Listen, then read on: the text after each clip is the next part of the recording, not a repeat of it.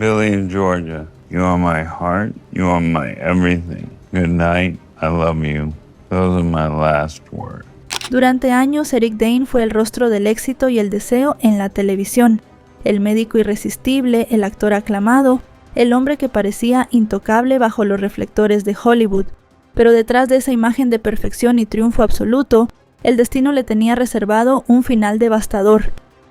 El galán admirado por millones terminó enfrentando una enfermedad cruel y progresiva, que fue apagando paso a paso la fortaleza que lo había convertido en símbolo de poder y atractivo, dejando al descubierto la fragilidad que la fama nunca pudo ocultar.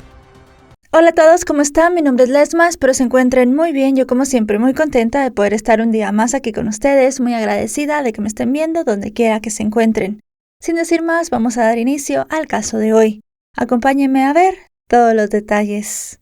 El 19 de febrero de 2026 se confirmó oficialmente la muerte de Eric Dane. Tenía 53 años y según el comunicado difundido ese día, falleció rodeado de su familia. La noticia marcó el cierre de una etapa que durante meses había estado bajo la atención pública debido a su estado de salud. La reacción fue inmediata.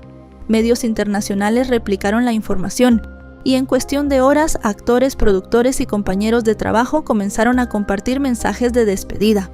Integrantes del elenco de Anatomía de Grey recordaron el impacto de su interpretación de Mark Sloan y los años de rodaje compartidos. Desde el equipo de Euphoria destacaron la intensidad y el compromiso que aportó a un personaje complejo, que representó una nueva fase en su trayectoria.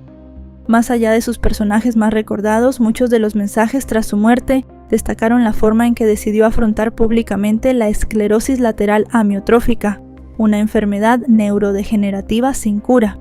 En sus últimos meses, su imagen trascendió la del actor reconocido y pasó a representar también la de una figura visible en la concienciación sobre esta condición. A comienzos de 2025, Eric había comunicado que padecía ELA mediante un mensaje en el que explicó que el diagnóstico había llegado tiempo atrás y que lo estaba enfrentando junto a su familia. Aquella declaración marcó un antes y un después en su vida pública. La ELA es un trastorno neurodegenerativo progresivo que afecta a las neuronas motoras y provoca una pérdida gradual del control muscular. No tiene cura y su evolución varía en cada paciente, aunque suele implicar un deterioro físico significativo. En su caso, los primeros síntomas habían sido sutiles: debilidad en una extremidad y fatiga persistente que inicialmente atribuyó al ritmo de trabajo. Las evaluaciones neurológicas posteriores confirmaron el diagnóstico, obligándolo a reorganizar prioridades tanto personales como profesionales. Tras hacerlo público, expresó que no quería que la enfermedad definiera por completo su identidad. Señaló que continuaría trabajando en la medida en que su salud se lo permitiera y que deseaba utilizar su visibilidad para generar conciencia. El anuncio generó una ola inmediata de apoyo dentro de la industria y entre sus seguidores, pero también marcó el inicio de la etapa más desafiante de su vida. En ese momento, Eric ya contaba con más de 3 décadas de trayectoria en la industria audiovisual. Antes de convertirse en una figura asociada a la concienciación sobre la ELA, había construido una carrera que lo llevó de papeles pequeños en televisión a convertirse en uno de los rostros más reconocibles de su generación. Y para entender ese recorrido hay que regresar al inicio. Eric William Dane nació el 9 de noviembre de 1972 en San Francisco, California, y creció en el área de la Bahía dentro de una familia de clase media. Su madre lo crió junto a su hermano menor, en un entorno donde la disciplina y la resiliencia fueron valores centrales. Durante la secundaria destacó primero en el ámbito deportivo. Practicó waterpolo y mostró interés por actividades físicas competitivas. Sin embargo, una experiencia inesperada cambió su rumbo. Participar en una obra escolar despertó en él un interés genuino por la actuación. Lo que comenzó como una actividad puntual terminó convirtiéndose en una vocación. La posibilidad de interpretar distintos personajes y explorar emociones frente a una audiencia le ofrecía una forma de expresión distinta a la que encontraba en el deporte. A comienzos de la década de 1990 tomó la decisión de dedicarse profesionalmente a la actuación y se trasladó al sur de California. Como muchos aspirantes, llegó a Los Ángeles sin garantías, dispuesto a asistir a audiciones constantes y aceptar pequeños papeles. Sus primeras apariciones fueron participaciones breves en series populares de la época, trabajos que no lo colocaban en el centro de atención, pero que le permitieron ganar experiencia y comenzar a abrirse espacio dentro de la industria.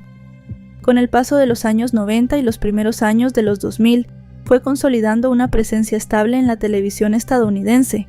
Aún no era protagonista, pero su rostro empezaba a resultar familiar para el público. Era el inicio de una carrera construida de manera gradual, paso a paso. Mientras su presencia en televisión se volvía cada vez más constante, su vida personal también avanzaba. En 2004 contrajo matrimonio con la actriz Rebecca Gayheart.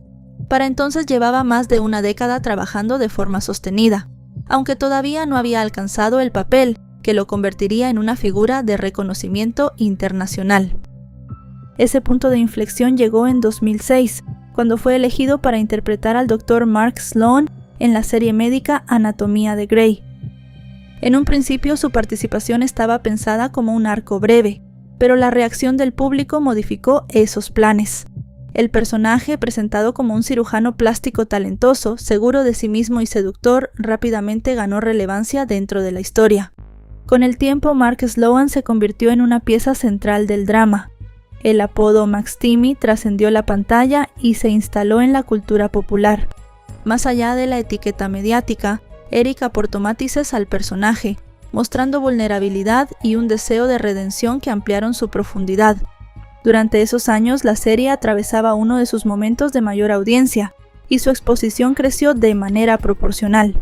Entrevistas, portadas de revistas y convenciones formaban parte de una rutina que marcó un antes y un después en su trayectoria.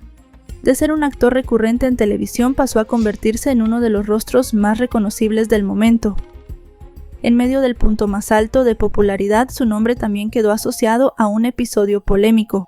En 2009 se filtró un video sexual en el que aparecía junto a Rebecca y otra mujer.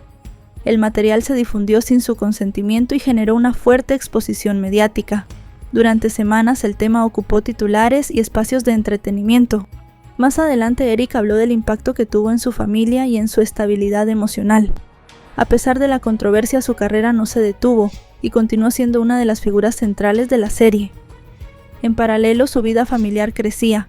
En 2010 nació su primera hija, Billy, y en 2011 su segunda hija, Georgia. La imagen pública del actor exitoso convivía con la del padre que intentaba equilibrar jornadas de rodaje exigentes con la vida en casa. Ese mismo año, 2011, ingresó voluntariamente en rehabilitación para tratar una dependencia a medicamentos recetados tras una lesión deportiva. El proceso fue breve y comunicado de forma transparente. Reconoció que la presión profesional y personal influyó en ese momento, aunque regresó al trabajo poco después. En 2012, tras 6 temporadas como parte del elenco principal de Anatomía de Grey, su personaje fue despedido en una decisión creativa que generó reacciones intensas entre los seguidores. La salida marcó el cierre de una etapa determinante. Dejaba atrás el papel que lo había convertido en una estrella, y se enfrentaba al reto de redefinir su identidad profesional sin depender del fenómeno que lo impulsó. Después de cerrar su etapa en Anatomía de Grey, Eric se encontró en un momento de transición. Había pasado varios años interpretando a un personaje que marcó su imagen pública, y el siguiente paso implicaba demostrar que podía ir más allá de ese perfil. En 2014 asumió el papel principal en la serie The Last Ship, donde interpretó al comandante Tom Chandler. El proyecto lo colocó en un contexto completamente distinto, una historia ambientada en un escenario post-apocalíptico, con un tono más sobrio y centrado en el liderazgo militar. Durante 5 temporadas sostuvo el peso de la narrativa como protagonista, alejándose del arquetipo del cirujano carismático que lo había hecho famoso.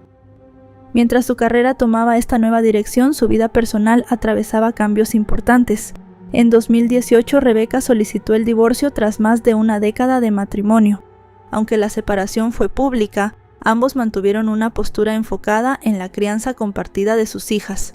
Con el tiempo, la relación evolucionó hacia una dinámica de coparentalidad que priorizaba la estabilidad familiar. Ese mismo año concluyó The Last Ship y nuevamente se enfrentó a un panorama profesional en transformación. La industria televisiva estaba cambiando con la consolidación de las plataformas de streaming, y encontrar un nuevo espacio implicaba adaptarse a formatos y públicos distintos. Ese nuevo capítulo llegaría poco después, en un proyecto que mostraría una faceta diferente de su trabajo interpretativo. El siguiente giro en su carrera llegó en 2019 con el estreno de Euphoria. En esta producción, Eric asumió el papel de Cal Jacobs, un empresario y padre de familia cuya vida privada estaba marcada por secretos, contradicciones y conflictos internos. El personaje representó un contraste claro con los roles que lo habían hecho popular años atrás. Ya no se trataba del médico carismático ni del líder militar en un escenario de crisis global. Cal Jacobs era un hombre atravesado por la represión, la culpa y decisiones autodestructivas, lo que exigía una interpretación más contenida y compleja. Su trabajo fue ampliamente comentado. Parte del público que lo identificaba principalmente con Anatomía de Grey descubrió en esta serie una versión más oscura y matizada de su capacidad actoral. Euphoria se convirtió en un fenómeno cultural y lo acercó a una generación distinta de espectadores. Pero antes de seguir con la historia, si te gusta mi trabajo, suscríbete y deja tu me gusta. Me ayudas muchísimo a seguir trayéndote más casos como este. Ahora sí, continuamos. Entre 2021 y 2024 alternó su participación en la serie con otros proyectos cinematográficos y apariciones especiales. Incluso retomó brevemente el personaje de Mark Sloan en Anatomía de Grey. En ese periodo parecía haber alcanzado un equilibrio profesional, reconocimiento crítico, presencia en una producción influyente y una imagen pública más madura. Sin embargo, a comienzos de 2025 su vida volvería a cambiar de forma inesperada. Fue en ese año cuando Eric decidió hacer público su diagnóstico de esclerosis lateral amiotrófica. A partir de ese momento adoptó una postura clara. No quería que la enfermedad lo definiera por completo y seguiría activo mientras su estado de salud se lo permitiera. Durante ese año participó en campañas de concienciación y en eventos relacionados con la investigación de la ELA. A través de sus redes sociales compartió información médica verificada y amplificó testimonios de otros pacientes. Hablaba desde la experiencia personal, insistiendo en la necesidad de mayor financiación para la investigación, apoyo a las familias y atención al diagnóstico temprano. Su entorno familiar tuvo un papel visible en esta etapa. Rebecca y sus hijas lo acompañaron en distintos actos públicos, mostrando unidad y respaldo constante. Con el avance de la enfermedad comenzaron a hacerse evidentes cambios físicos y una reducción progresiva de movilidad, lo que lo llevó a adaptar su agenda y reducir apariciones. Hacia finales de 2025 su presencia pública fue cada vez más limitada. Los comunicados indicaban que estaba enfocado en el tratamiento y en compartir tiempo con su familia. Pero ese proceso llegó a su fin el 19 de febrero de 2026. Ese día se confirmó oficialmente la muerte de Eric. El comunicado indicó que falleció rodeado de su familia, poniendo fin a un proceso de salud que había hecho público el año anterior. La noticia se difundió rápidamente en medios internacionales. Compañeros de trabajo, productores y actores compartieron mensajes de despedida en redes sociales y comunicados oficiales. Desde el elenco de Anatomía de Grey recordaron el impacto de su interpretación de Mark Sloan y los años de rodaje compartidos. Integrantes de Euphoria destacaron su compromiso profesional y la intensidad que aportó a un personaje complejo. Muchos de los mensajes no solo mencionaban su carrera, sino también la forma en que había enfrentado la enfermedad. Su decisión de hablar abiertamente sobre la ELA y participar en iniciativas de concienciación formó parte central de los homenajes.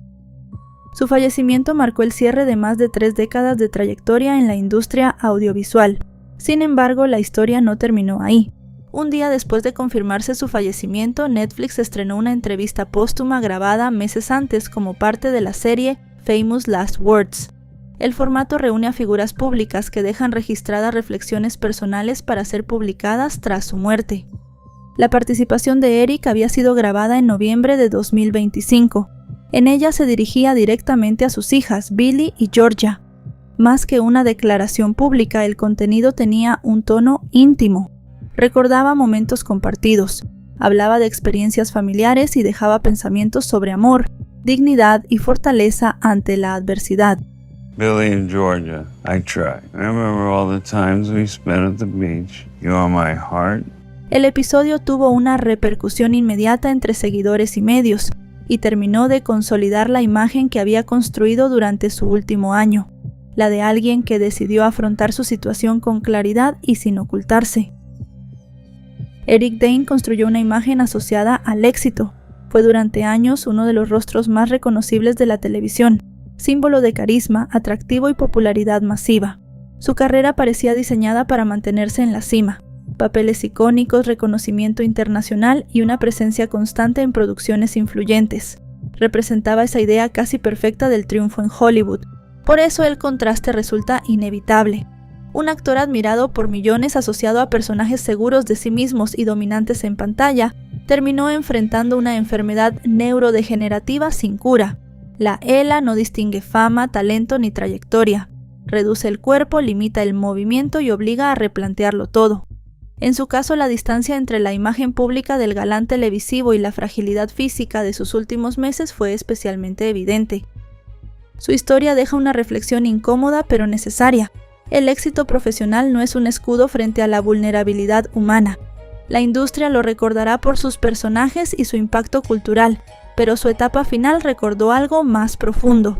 Detrás del actor admirado había una persona expuesta a las mismas realidades inevitables que cualquier otra, y ese contraste es quizá la parte más dura de su legado.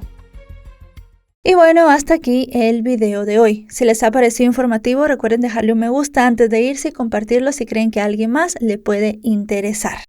También recuerden seguirme en mis otras redes sociales, allí también subo mucho contenido de este tipo. Ahora sí, nos vemos hasta otra historia. Adiós.